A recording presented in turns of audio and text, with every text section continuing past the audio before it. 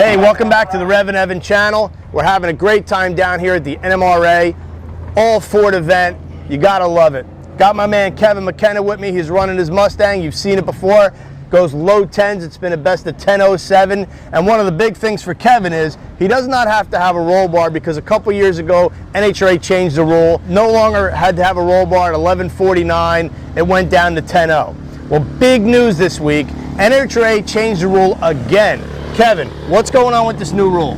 Well, now a car like this, if it's 2014 and newer, and it is still a street car, which means full interior, stock seats, you still have the stock steering wheel, all the airbags, you can now go as quick as 9 flat and as fast as 150 miles an hour. And not only do you not need a roll cage or a roll bar, but you can do it basically with a fire jacket and a helmet and long pants. It's kind of a testament to the fact that the way these new cars are built, they're safer than they've ever been. Right. They're so much safer than the 60s or 70s cars, and there's so many new cars being built, Tesla Plaids and Ford, Shelby GT500s that are fast right from the showroom. These are 9 and 10 second cars. You need to keep up with the times, and that's what's happened, and that will really open up street car racing to a whole new, it's a game changer. It will allow so many more people, even if they're just people that go to the track periodically for their, weekday, Wild Wednesday or a test session, they can now do that without a lot of modifications. Yeah, so just in case you thought you misheard what Kevin said, 9 flat in a 2014 and newer car at 150 miles an hour, and you do not need a roll cage. You can wear a fire jacket like Kevin's wearing now, and some other safety equipment, and I think there actually is a licensing process, but it's a very easy one. There is. The licensing process has been simplified to have a couple different grades of a heads-up license that are, easy. Less expensive, easier to obtain. They can be done in a single day at your local track. Right. They don't require a physical, and you are a licensed NHRA driver that can come out and race, your 9 or 10 second street car. And again, it's, we're talking about a minimal investment, really no additional safety equipment other than the jacket and the helmet, and that's huge. That is really huge. Yeah, I think the entry level license is something like $65. It's a nominal fee. And then, so I made a post on Facebook this week, and there's a lot of backlash because, of course, some racers do feel like, oh man, I went through all the trouble to put a cage in my car. But let's get one thing straight. This is for 2014 and newer cars, so the much higher standard for crash testing from the manufacturers. And these are 10-second and 9-second cars from the factory. So really, who's going to put a roll cage in a Tesla Plaid? Most people don't want to put one in a Demon or a GT500. And so you're either going to beat on the car on the street, which is not a good thing, to go real fast. This allows people to come out to the drag strip, compete at an event like this, where you're at a national event with a sanctioning body, whether it's NHRA, NMCA, or go to your local brackets and run NHRA type ET bracket racing and have fun. But of course, the car still has to have, like you said, airbags.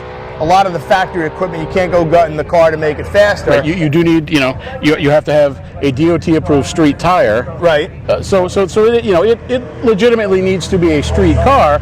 But as we've seen here at Bradenton, there are a lot of fast street cars. Yeah, it doesn't mean you can't modify the car, because we've seen some 920 and 90 GT500s. Of course, the Tesla Plaids run 920s or such, 930s at 150 bone stock if you've got the battery charged.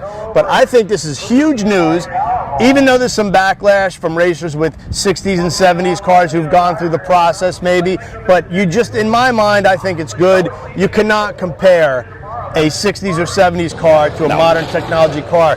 Cars like this, and even the S550s, when you take these apart to put roll cages or to do some work on them, which I've done, there's a lot of structure in here. The standards for crash tests are so much higher on the newer cars than even the cars that came just before this up to 2004. They're much safer cars, and even though there's not a ton of data, you hear the guys, oh, well, wait till one crashes at 150.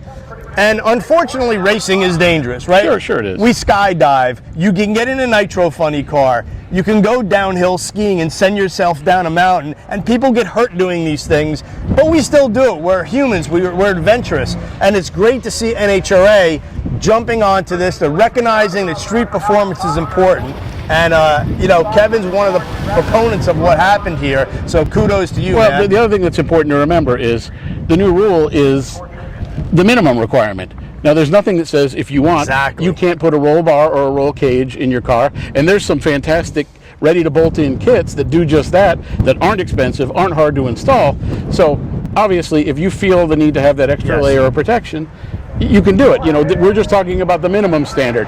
You can always do more to protect yourself. That's true, and you know, I've been around drag racing my whole adult life, and most racers do the minimum, right? They look at the rule book and they put the helmet that's the minimum, the fire suit that's the minimum, a roll bar until they need a roll cage. Do they wear a Hans device or fire gloves if you don't really need it? That is an important point that you brought up, because there was some backlash on my post that I made that guys were feeling unsafe. And hey, if you want to put a cage in, put a cage in. Sure. Wear fire gloves, wear what you need. But NHRA is setting the standard. There's no rule that says you can't protect yourself more. I mean, this is a prime example. You know, by rule, I need to have a single layer jacket. This is a 5-layer. Right. And you think the odds of you ever needing a fire jacket in this car are very slim, but if you need it, I want it. Exactly. I want as much protection as I can get. So even on a warm day like today, I'm happy to wear it.